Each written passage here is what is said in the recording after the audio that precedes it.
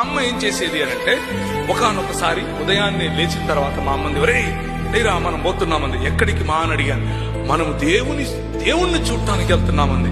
నాకు అర్థం కాలేదు. మనకంత మతం గురించి పెద్దగా తెలియదు కదా. నేను ముందే చెప్పాను మీకు, ఈ రోజు ఉదయం కూడా చెప్పాను కదా. అబ్బా ఎక్కడికో వెళ్తున్నామేమో అనుకున్నాను.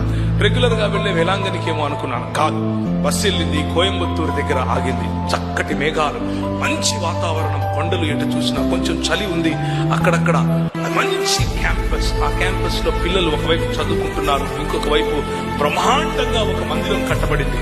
అక్కడ ఒక కోనేరు కూడా ఉంది. ఆ కోనేరులో దిగితే స్వస్థత వస్తుందని చెప్పాను.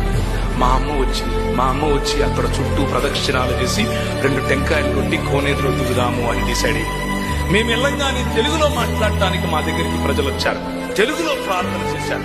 మమ్మల్ని చాలా కౌగిలించుకున్నారు, మమ్మల్ని ఆలింగనం చేసుకున్నారు. మాకు చాలా సంతోషమైంది. మా అమ్మ ఒక కోడి కొనింది. కోడి అక్కడ కోసాం, కోడి వండుకొని తిన్నాం. బేతేలును దర్శించుకున్నాం. ఇది మేము దర్శించుకున్న బేతేలు. హైదరాబాద్ లో రీసెంట్ గా ఇంకొక బేతేలు వచ్చింది, ఒక 10 ఏళ్ల క్రితం. ఆ బేతేలంట గవర్నమెంట్ భూమిని కూడా కబ్జా చేసుకున్న బేతేలంట. ఇంకొక బేతేలు వచ్చింది హైదరాబాద్ లో. ఈ బేతేలు పొద్దున ఒక చోట, సాయంత్రం ఒక చోట ఉంటుంది. ఇంకొక బేతేలు విశాఖపట్నం నుంచి వచ్చింది. ఫ్లైట్ లో ఒక ఆయన వచ్చి, ఆయన ఎక్కడ నిలబడితే అదే బేతేలు అని చెప్తున్నాడు. బేతేలు ఎక్కడ చూసినా దేవుని మందిరం, పరిశుద్ధ స్థలం. తీర్థయాత్రలకు పోయినట్లు ప్రజలు, క్రైస్తవులు కూడా తీర్థయాత్రలకు పోతున్నారు. పొద్దున ఒక తీర్థయాత్ర, మధ్యాహ్నం ఒక తీర్థయాత్ర, సాయంత్రం ఒక తీర్థయాత్ర.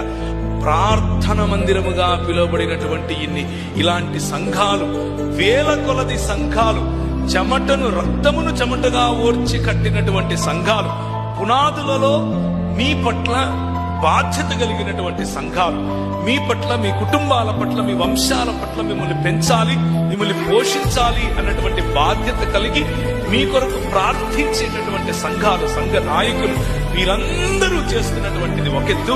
కానీ ఒక ఆయన ఇంకొక కొత్త బేతేలు తీసుకుని వచ్చారు. ఆ బేతేలు ఏంటంటే, మీరెక్కడికి కదలాల్సిన అవసరం లేదు. కర్నూలు పట్టణంలో దగ్గరికి వెళ్తే ఒక పెద్ద సినిమా ఉంటుంది.